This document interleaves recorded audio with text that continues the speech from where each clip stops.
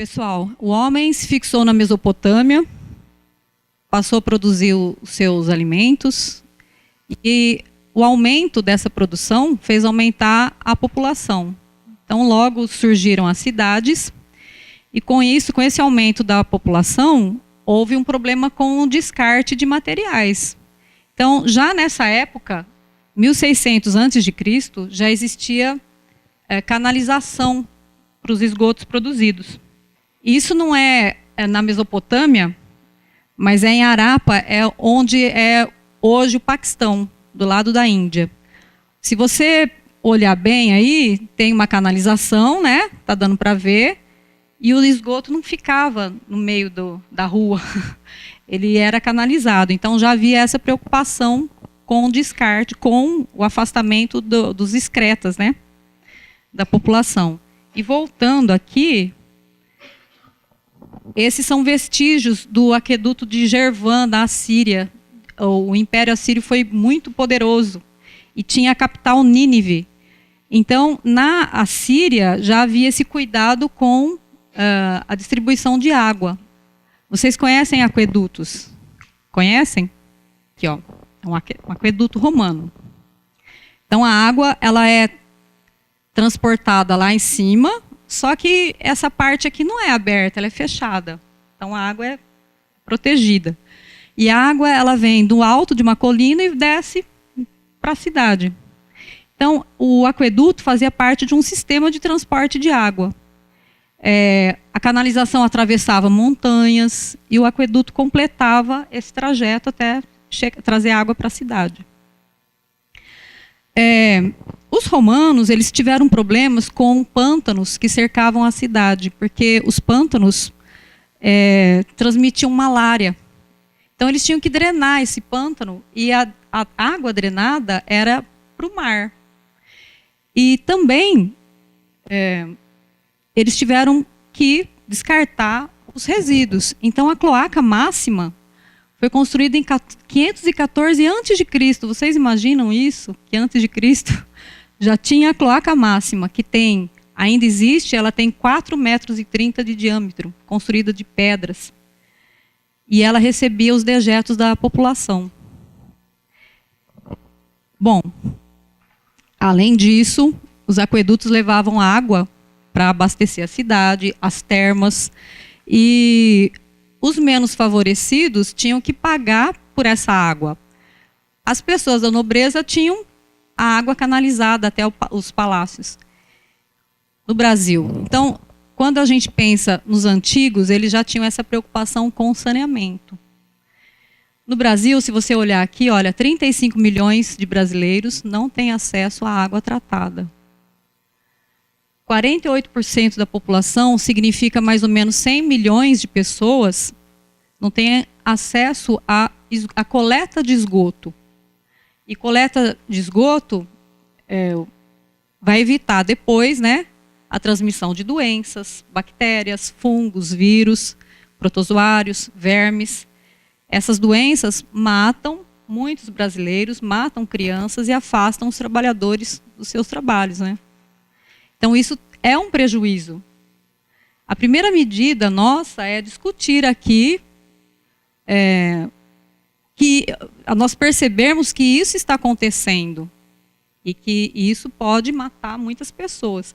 Pode ser eu, pode você, então pode ser qualquer um de nós que pode, enfim, desenvolver uma doença porque não tem coleta de água, não tem tratamento de água e não tem coleta e tratamento de esgoto, né?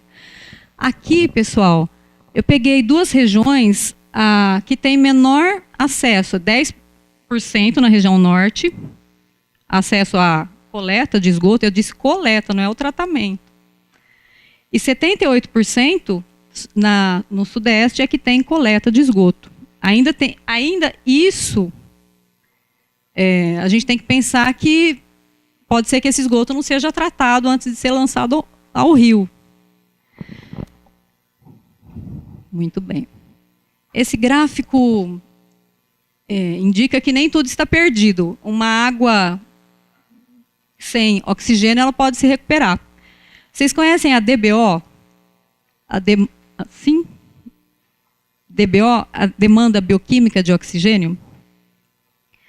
Quando o esgoto é lançado na água, ele tem matéria orgânica, e essa matéria orgânica ela vai ser decomposta por bactérias que estão na água.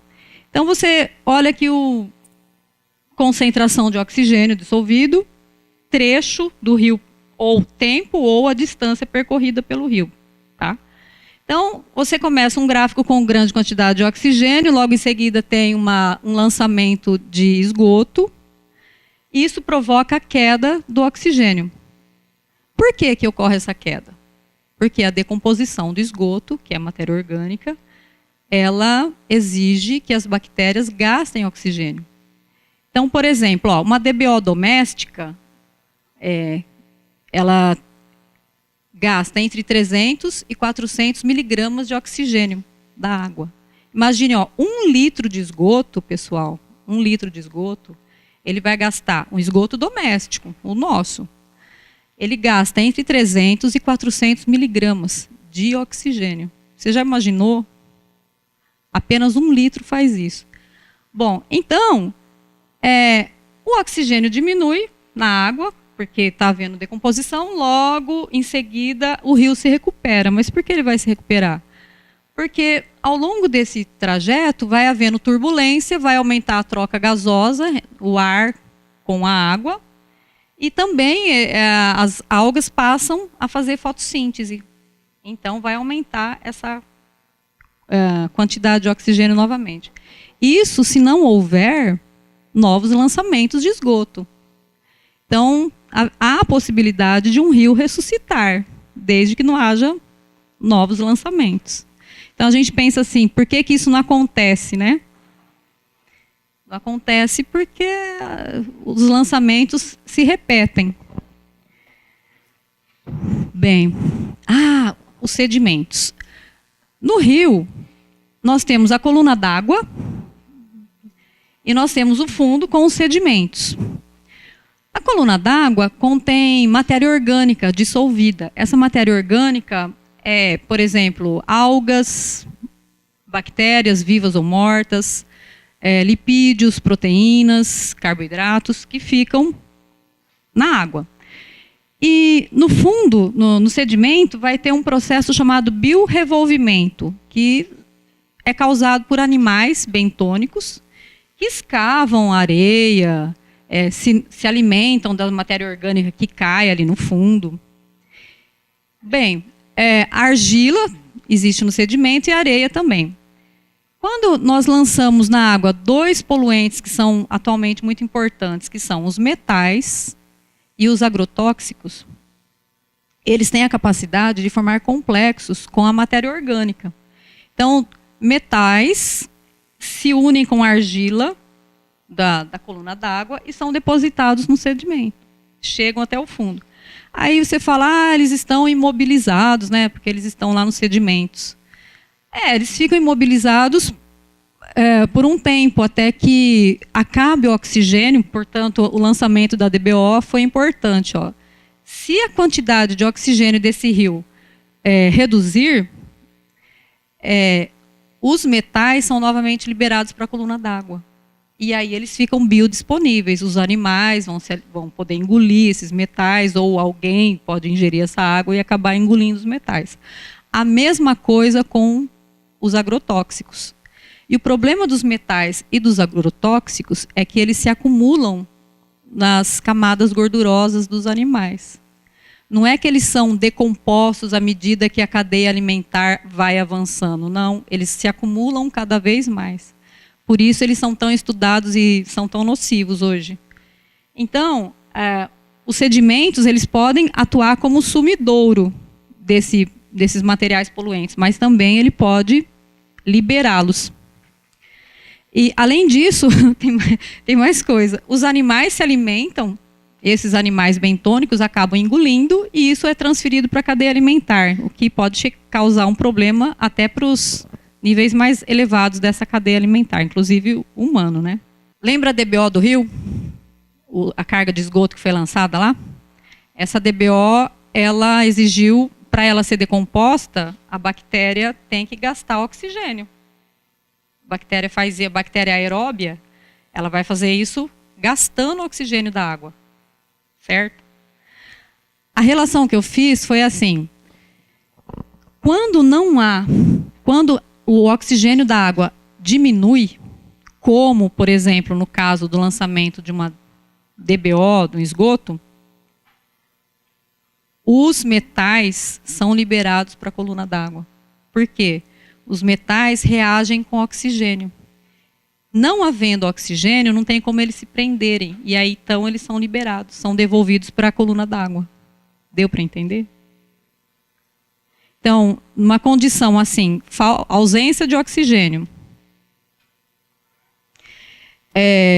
revolvimento no solo, isso também faz os metais serem liberados, ou também os agrotóxicos. As plantas, pessoal, elas têm um estímulo em relação a... Se você lançar no esgoto, o esgoto doméstico que tenha nitrogênio, fósforo e potássio, esses elementos são nutrientes para as plantas, certo? Então, as plantas vão passar a crescer e isso vai aumentar o consumo de oxigênio e também o aumento de gás carbônico para a água, certo? Só que o gás carbônico reage com a água formando ácido carbônico. O ácido carbônico poderia tornar a água mais ácida. Um teste de toxicidade. Quando você pensa em a água está tóxica, água tóxica você analisa como? Como que você faz essa análise? Você vai pH, mas assim, você quer saber se o rio tem algum componente que está fazendo mal para os organismos. Você vai lá, pega um pouco da água do rio e começa a analisar. Não é assim? Mas não é bem assim. Por quê? Porque você viu que lá nos sedimentos existem as interações. Então, uma substância que está no sedimento ou que está na água, não é porque ela está lá que ela vai ser tóxica para os organismos. Então, não adianta você apenas fazer uma análise química daquele composto, se ele está presente ou não na água.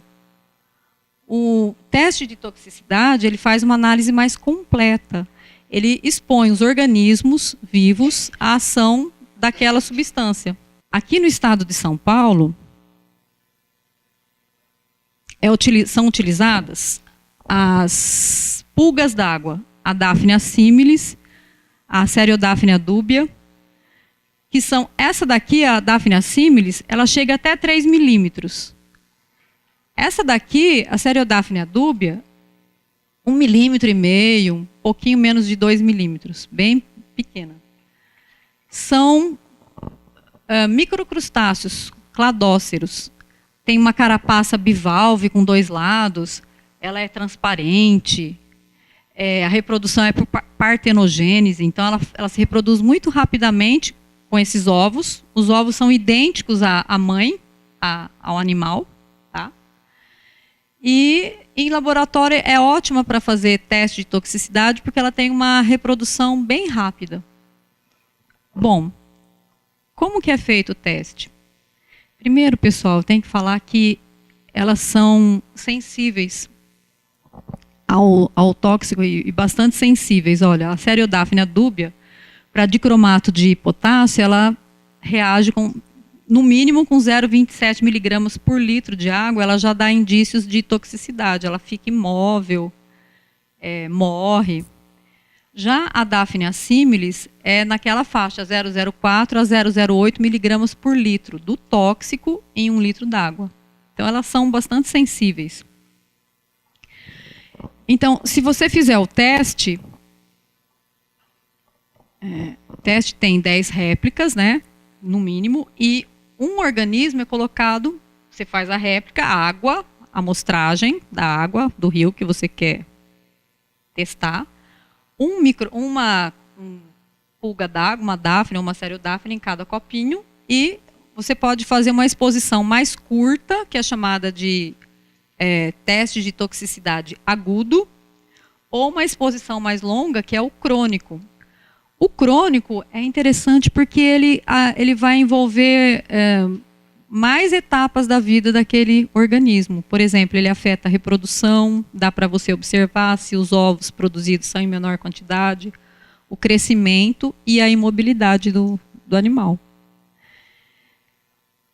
Se for, então, um agudo, ele vai ter uma duração de 48 horas. Em 48 horas, você vai lá, observa, anota, vê o que aconteceu. E no teste crônico, aqui eu pus um agudo com sedimento. No crônico é a mesma coisa, só que ele dura 7 dias. Aí vai envolver reprodução, crescimento e a mortalidade também do animal. Com sedimento também é feito teste. Então, 10 réplicas do sedimento que você quer mostrar. Essa água não é água do rio, é água de cultivo, porque em laboratório ela é cultivada com alimentos, temperatura, pH ideais, né? E o que acontecer com o animal é devido ao sedimento, se ele é tóxico ou não. Ao longo desses dias, você vai alimentando, todos os dias alimenta. O alimento da Daphnia é alga, é uma alga minúscula, cultivada em laboratório, microscópica. E o interessante é que as Daphnias, elas fazem parte das cadeias alimentares normais dos rios. Tá? Então elas vão ser devoradas por peixes e até, seguindo a cadeia alimentar, a gente pode chegar ao homem, né? Bom, esse aqui é um resultado de teste de toxicidade aguda e crônica com 7 pontos de um rio, olha. Então, o rio Corumbataí, que é onde eu estudei, são 7 pontos. Então, antes de Analândia, depois de Analândia, a cidade de Corumbataí, Corumbataí montante, jusante, Rio Claro montante, Rio Claro jusante, então é antes e depois de Rio Claro, até chegar no rio Piracicaba, que é o ponto 7. Tá? Então, o que vocês acham? O rio está percorrendo essa região. Ele sai de Analândia. Onde ele vai ter maior poluição, assim, pela lógica, né? Piracicaba, não é? Que é o último ponto. Porque se não está havendo tratamento de água nem de esgoto, os resíduos vão se acumular mais em Piracicaba, e é o que a gente percebe, olha, mortalidade no sedimento agudo, o teste de água agudo, ele tem já 40% já é tóxico. Aqui deu 100% de mortalidade, né, no sedimento. Então o sedimento realmente ele está com tóxicos, né? Depois foi feito também com água, com crônico e sedimento crônico. Então, água e crônico e sedimento crônico levou assim, vários dias, até dar a terceira ninhada. Esse crônico aqui vai até mais de 20 dias, porque eu usei a Daphnia similis, e ela demora mais para se reproduzir.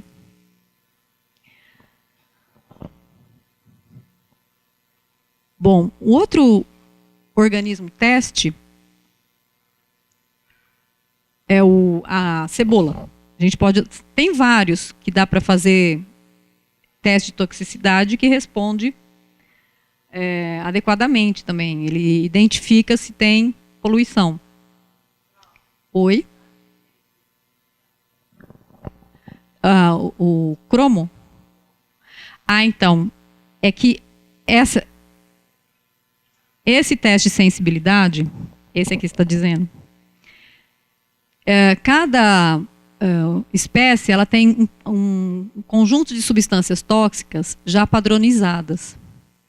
Então, para dicromato de potássio, já foram feitos vários ensaios e até a BNT ela já padronizou que a Daphnia sempre responde nesse intervalo. Então, isso já é padrão. Então, se você tem lá no seu laboratório uma cultura de Daphnias ou Cereodaphnias, você quer saber se ela é sensível ou não, você tem que ir aplicando, fazendo teste de sensibilidade. Se ela apontar morte nessa faixa de tóxico, significa que ela é sensível, portanto ela é saudável, portanto a sua cultura pode ser utilizada nos testes. Esse valor é só para o dicromato. Tem várias... Sim, ela é sensível para outros poluentes. Para vários, ou tem sódio, tem cloro, quase morre. Então, para cada substância, ela tem uma faixa de sensibilidade. Mas aí o que indica isso? Se você fez o teste, você tem o controle desses... Não falei do controle, né?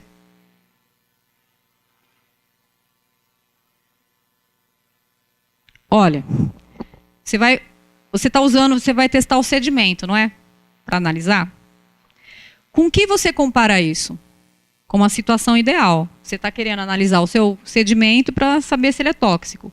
Com o que você vai comparar? O que você usa? O chamado controle, que é a solução de cultivo do seu cladócero, da sua dáfnia, que você manteve lá em laboratório. Então, você faz 10 réplicas com isso aqui, mais 10 réplicas com a solução com líquido controle do seu laboratório. Com aquela água de cultivo, ótima para a sua pulga d'água sobreviver. Quando você faz o teste, você vai comparar essas mortes ou imobilidades com o controle que você fez em laboratório, que é a solução ideal para ela sobreviver. Vocês estão entendendo? Pode perguntar, Água.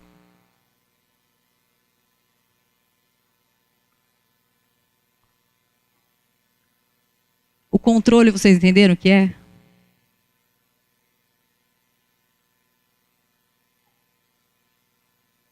Então, pode falar de novo? Olha, lá você tem o seu laboratório onde você mantém as suas dáfnias. Para que você mantém as suas dáfnias? Saudáveis para você fazer o seu teste de toxicidade.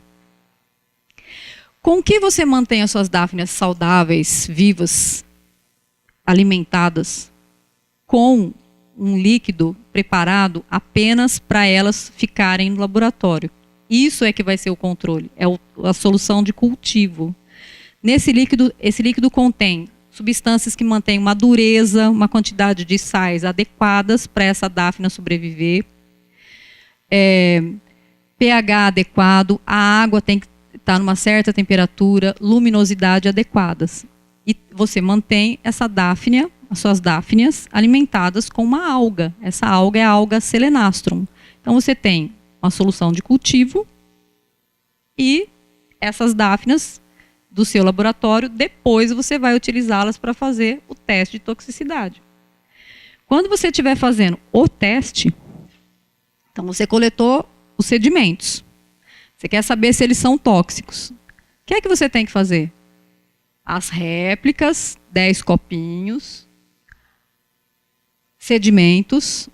Nesses sedimentos você coloca água de cultivo e outros 10 copinhos com o seu controle, que vai ser a solução que você manteve suas dáfnias em laboratório. Você sabe que aquela solução é ótima para elas. Como você vai comparar se teve toxicidade ou não? Elas vão morrer, certo? Você compara essas mortes com o ideal delas, que era uma situação controle. Isso é o controle do experimento. Entendem?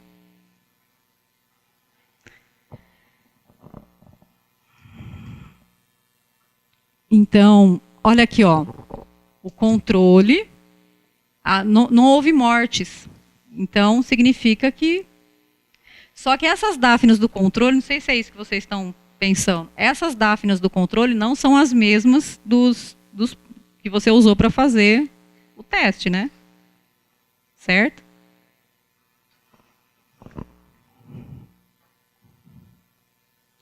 Bom, o outro organismo é a cebola. A cebola é muito utilizada para fazer testes de toxicidade. Cada vez mais ela é utilizada, porque é simples, o experimento envolve mesmo a sensibilidade da cebola. E ela envolve as divisões celulares. Como que é feito o teste, né? Faz 10 réplicas, então, 10 tubinhos de ensaio, pode ser outro recipiente, 10 tubinhos de ensaio, você descasca a cebola, deixa a cebola um dia lá de molho, sem raiz, ela não tem raiz nenhuma ainda, e no dia seguinte você coloca a água do rio nos 10 tubinhos de ensaio, o teste está começando lá em cima, tá? As 10 cebolinhas, uma em cada tubo de ensaio.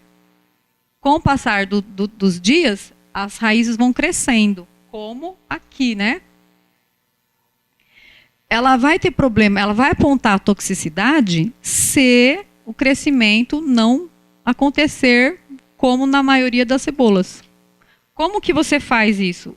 Quando termina o experimento, tira a cebola do tubinho de ensaio, mede as raízes, raiz por raiz, mede, faz uma média desse tamanho das raízes, e aí você compara com o controle. O controle para a cebola, sabe qual é? É água destilada. Porque se for água mineral, ela vai crescer, a raiz cresce. Água destilada, não. O controle para o teste de cebola é água destilada. Então, essas cebolas aqui vão ser comparadas com as que você fez com água destilada. Muitas vezes, pessoal, um lançamento de esgoto no rio, ele contém nitrogênio, fósforo e potássio, esgoto doméstico, nitrogênio, fósforo e potássio. Isso estimula o crescimento das raízes. Então, às vezes a cebola cresce simplesmente porque no esgoto tinha nutrientes para as raízes crescerem. Tá? Agora, quando tem problema de metal pesado, agrotóxico, as raízes começam a ter um desenvolvimento assim, olha, em forma de ganchos. Ou então elas quebram, elas ficam escuras, elas quebram e vão para o fundo do tubinho. Tá?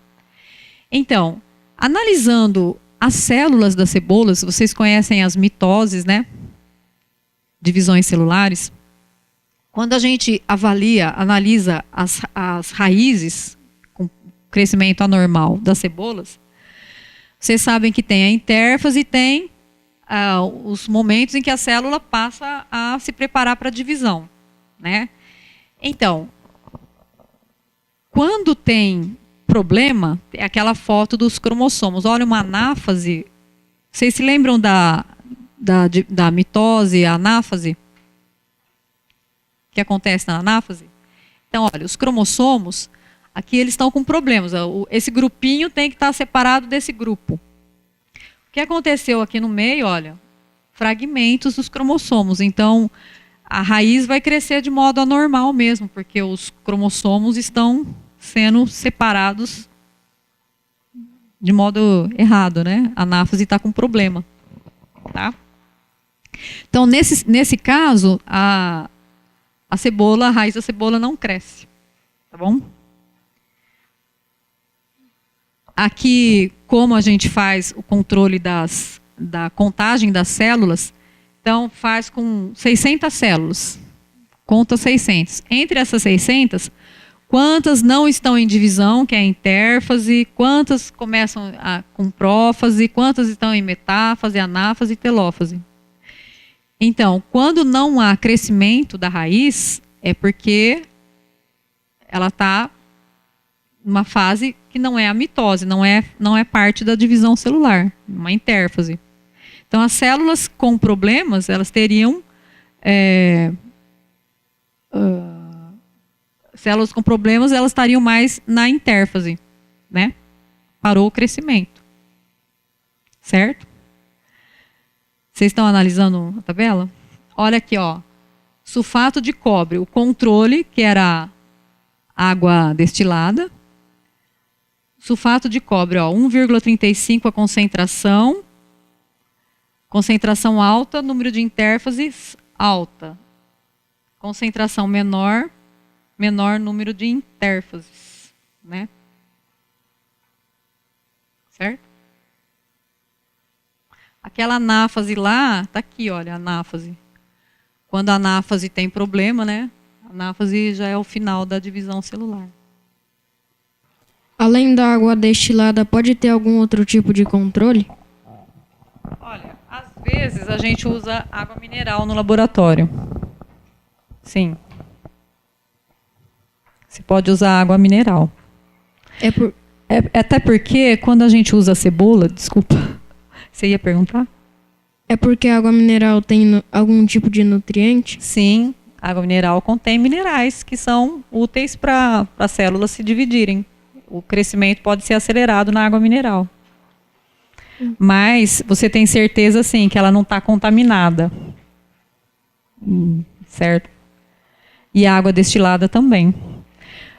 Deixa eu falar um detalhe que eu acho que não sei se vocês perceberam. A cebola, a gente deixa um dia de descanso, né?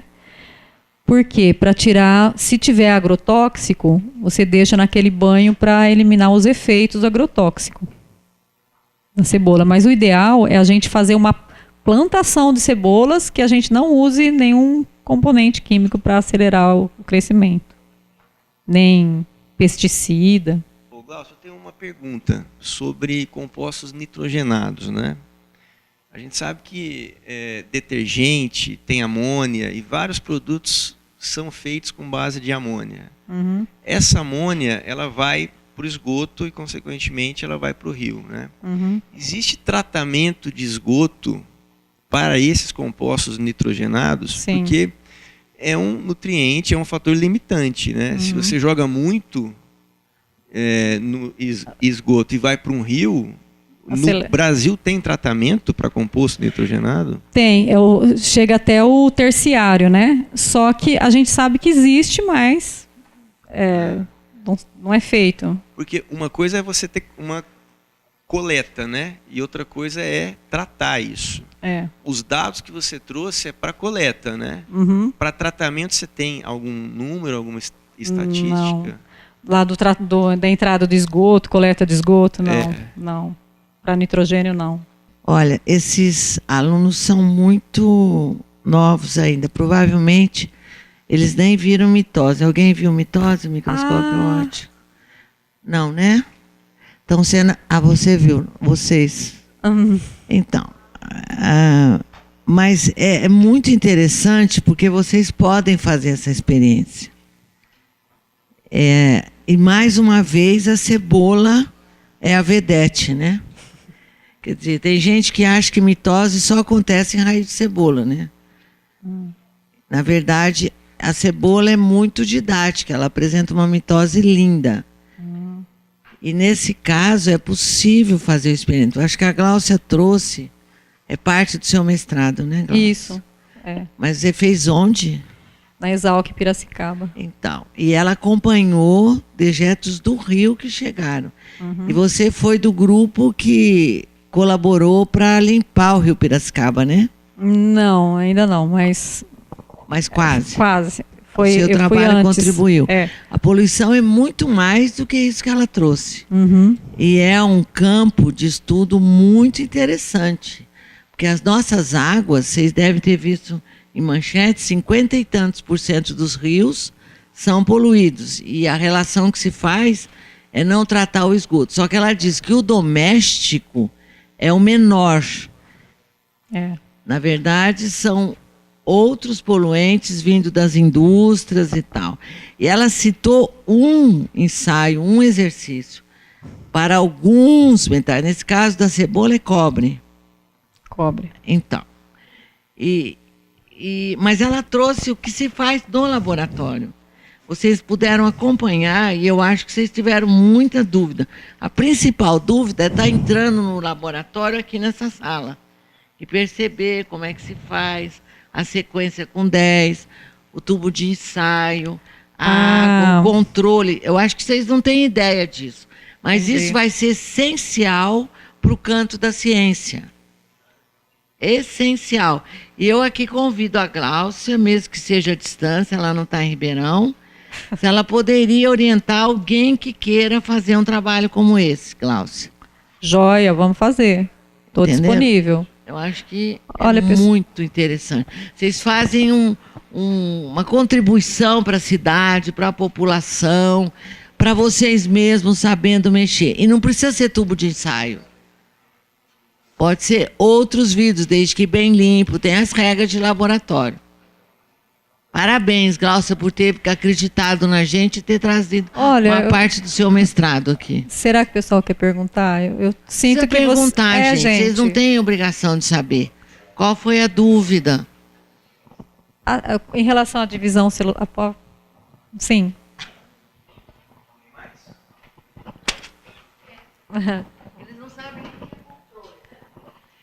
Eu queria saber se na parte do Rio Tietê, ali em São Paulo, Sim. se naturalmente ele teria alguma forma de conseguir voltar ao normal? Então, desde que haja uma redução, assim, se você zerar os lançamentos, sim, com certeza ele se recupera. Porque à medida que o rio caminha, a própria turbulência, você vê isso em bombinha de aquário, não é? A turbulência faz com que haja oxigenação. Então, o próprio movimento do rio vai fazer com que ele se recupere. Porque o oxigênio vai entrar na água. E com o passar do tempo, as algas vão fazer fotossíntese. Então, ele teria capacidade de se recuperar. Mas tem que ter esse controle de lançamentos, né? Ou zerar os lançamentos.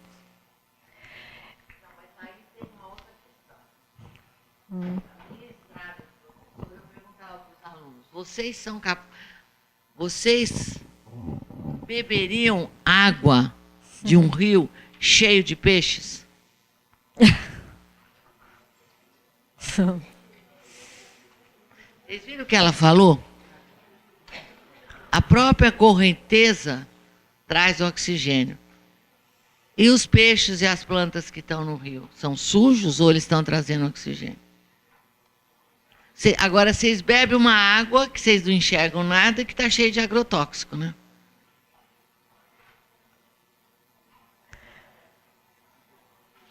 Certo? Água de piscina também não é limpa, não, viu? E o menos sujo é a urina. Pessoal, a pessoa não tem uma infecção. Pessoal, pode perguntar, porque talvez eu tenha falado algumas coisas que não fazem muito sentido. Então, vocês podem perguntar, porque eu estou aberta. Não se sinta intimidado. Vocês conhecem divisões celulares? Controle? Divisões... Mitose? Mitoses? Mitose? Meiose? E eles encontram o Daphne? Então, essa Daphne assimilis e a Seriodaphnea dubia, que são essas da foto, elas são do hemisfério norte. A brasileira é a Seriodaphnea silvestre. Mas, como lá nos Estados Unidos já existia a carta controle, quer dizer, as substâncias padrão, eles já sabiam como as dáfnias respondem aos tóxicos, então o Brasil passou a usar essas duas espécies porque já existia carta controle para elas. Mas, no Brasil, a gente pode usar as nativas, que é o ideal. Você chegar num rio, as dáfnias ficam flutuando, aquela antena delas, não sei se vocês se lembram ainda, deixa eu pôr a fotografia. A antena delas faz com que elas fiquem se elevando na água e abaixando. Opa. Elas ficam dando pulinhos na água. Aqui, olha, pessoal. Essa antena dela, ela baixa rapidamente, aí quando ela baixa a antena, ela vai para cima, dá um pulo. E aí ela se solta na água e vai boiando como se fosse um paraquedas. Ela vai descendo devagar, a Daphne. Essa daqui também tem, só que não está aparecendo na fotografia. Essa fotografia está feia. Tá? E elas fazem parte das cadeias alimentares, por isso que elas são usadas em testes, para saber que realmente elas vão transportar algum tóxico se elas forem devoradas. Mas o ideal é a gente fazer com a nativa, a brasileira, né? O que mais? Com Daphnia, para a gente fazer teste, é mais, assim, aqui é mais difícil, seria mais difícil, porque tem que ter o cultivo delas, elas têm que estar saudáveis, tem que ter várias linhagens. Mas com a cebola dá para fazer. Se alguém se... Oi?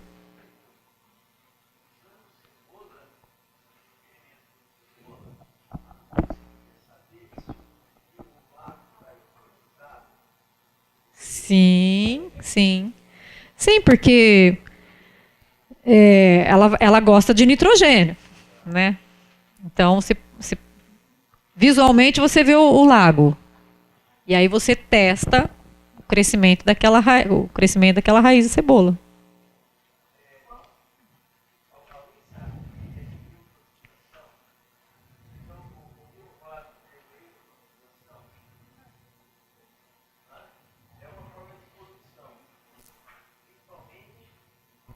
Compostos nitrogenados, né? Entre eles amônia e o nitrato. Nitrato eu acho que é mais até potente, né? Então, por exemplo, um dado que eu vou citar aqui. Quando se planta soja, a cada hectare se fixa 200 quilos de nitrogênio. Uma floresta fixa 10 quilos. Numa plantação de soja que fixou 200, será que não vai ter um excedente desse nitrogênio? Quando chove, esse nitrogênio ele vai para onde? A água da chuva penetra no solo, se dissolve com esse nitrogênio e vai levar para onde? Para um rio. Isso é uma forma de poluição com composto nitrogenado. Por exemplo, de uma plantação de soja ou de feijão. É um efeito local, né? Aí eu fiquei pensando, se eu pegar cebola e tentar medir a eutrofização desse rio ou lago que é perto de uma plantação de feijão ou de soja, claro que eu teria que ter um controle, né? Eu teria que comparar com uma outra região que não tenha essa fixação de nitrogênio no chão.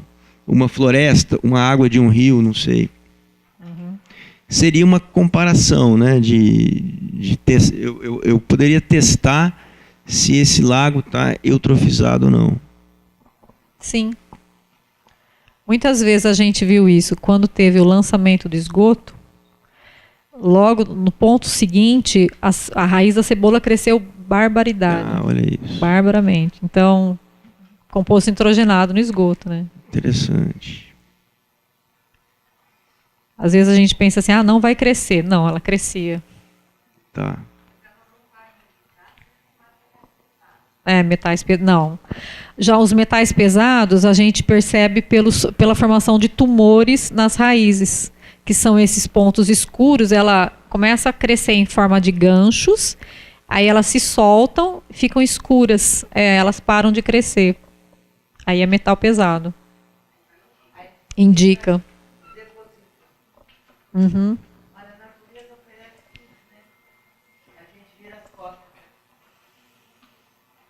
Pessoal, a água é tão interessante, ela está em todos os lugares.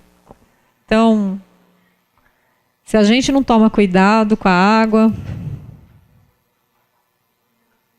Então, vocês têm alguma ideia de testes com alguns micro-organismos? Com cebola, poderíamos fazer, né? Para detectar poluição.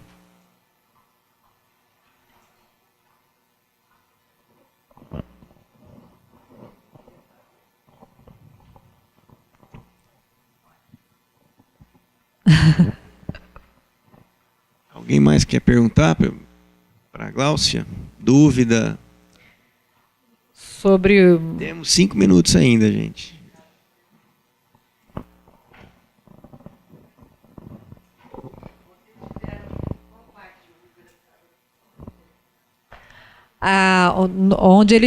Onde o Corumbataí deságua no Piracicaba, é perto das indústrias de celulose, acho que é Tanquinho, bairro Tanquinho, que chamava o bairro lá.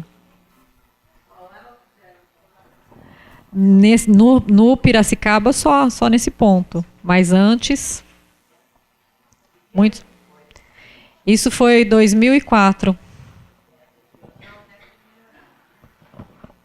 Não sei, porque os melhorado não. Os estudos posteriores confirmaram a presença de metais. Continuou confirmando. Da Regina lá. Tem. O pessoal come os peixes. O pessoal lá do Porto continua comendo os peixes, mesmo que contaminados. Né? Nós todos. Não. Olha, com cebola eu trabalhei bastante nas escolas. Ficou bem interessante. Eles analisaram a água é quase que um aquário. Que tem na escola. Eles fizeram trabalho assim. Deu para verificar que naquele local as cebolas não cresciam, dependendo da época do ano, elas não cresciam adequadamente. A gente achava que tinha a ver com a chuva. Foi bem legal. Dá para fazer isso. Uhum. Então, cebola é muito barato, né? Cebola, tubinho de ensaio, nem precisa ser tubo de ensaio, né? Dá para fazer análise citológica depois. Sim. Uhum. Sim. Pessoal, dúvidas? Perguntas? Sim.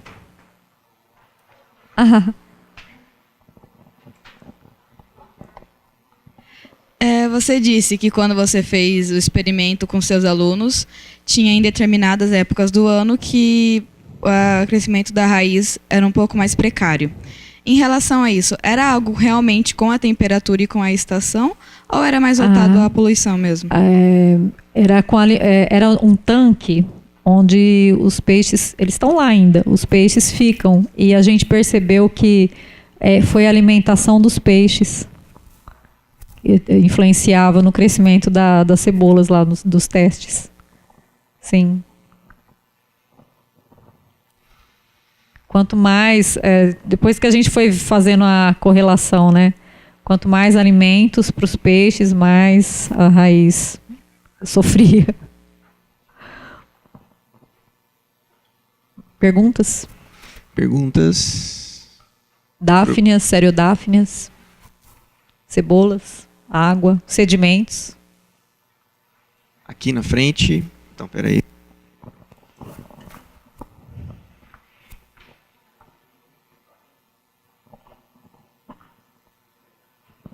Você falou da recuperação depois da toxicidade dos rios, e eu queria ir um pouco longe. E se, por exemplo, um ambiente, um ecossistema inteiro ficasse tóxico aos organismos, ele poderia se recuperar, dependendo, é claro, da substância, né? De metais, sobre metais pesados, Sim. agrotóxicos. Então, esse material forma complexo com os sedimentos finos, então argila, silt, então mesmo matéria orgânica, né? Então, num ambiente muito comprometido, o único jeito deles caírem no sedimento e ficarem depositados é se tiver muita argila, né? Uhum. E no silt. caso, por exemplo, de um planeta inteiro se tornar tóxico? Essa é a questão que eu estou propondo aqui, porque a gente produz muito agrotóxico. Desde 2009, o Brasil é o primeiro produtor e consumidor de agrotóxicos. Uhum. Então, você imagina, se não tem água tratada, se não tem esgoto tratado nesse lugar, Uhum. como é que a gente vai se livrar desses materiais? Sim, mas então, depende de várias questões ambientais também, né? O clima influencia. Para o agrotóxicos... Para recuperação? Do ambiente. O agrotóxico você lança o agrotóxico na água. Quando é que na lavoura? Quando é que ele vai atingir o rio? Se chover bastante. Uhum. Percebe-se por estudos isso já está comprovado, que a mata ciliar é que retém os agrotóxicos no solo, e evita a entrada desses agrotóxicos na água do rio. Então, são vários fatores, né? Sim. A gente teria que ter as condições ideais para todos, para evitar essa... Então, se um planeta inteiro, por exemplo, se tornasse tóxico, aí provavelmente ele não se recuperaria? Não, né? Não. Não. A gente tem Muito vários difícil. exemplos, né? Com Vênus, Mercúrio. Você pensar assim, a água, que é o exemplo mais, que tá mais próximo, ela leva poluição para todos os lugares. Sim. Né? Então é muito difícil se recuperar, né? Se o homem não reduzir seus lançamentos e não agir de modo consciente, a tendência é haver uma contaminação total dos corpos de água doce, né? Uhum. Que já tem indícios, vários indícios que já estão bastante contaminados. Essas represas, barragens aqui no estado de São Paulo, tem muito metal depositado no sedimento. Existe algum processo mais eficiente, por exemplo, para despoluir o rio Tietê, por exemplo? Tratamento terciário. Existe. Só que você vê... Demoraria anos, né, para conseguir tirar Sim. todo o conteúdo. O tratamento terciário, ele usa filtros para retirada de metais, de agrotóxicos, né, que é o que mais compromete a saúde das populações. Só que esse tratamento terciário, você não tem ETS. Você vê uma estação de tratamento de esgoto que tem tratamento terciário? Não, vai até o secundário, porque o investimento é maior. Uhum. Algumas indústrias fazem, mas isso porque elas são obrigadas por lei a reduzir a emissão. Sim. Por isso. Mas é difícil. Se a população se conscientizar, né? Acho que um primeiro momento é esse, pessoal. As pessoas se conscientizarem que o problema é sério. E depois tentar uma organização, né, para aumentar os investimentos em saneamento. Né? Dúvidas? Perguntas? Alguém mais? Podemos encerrar? Podemos, obrigado.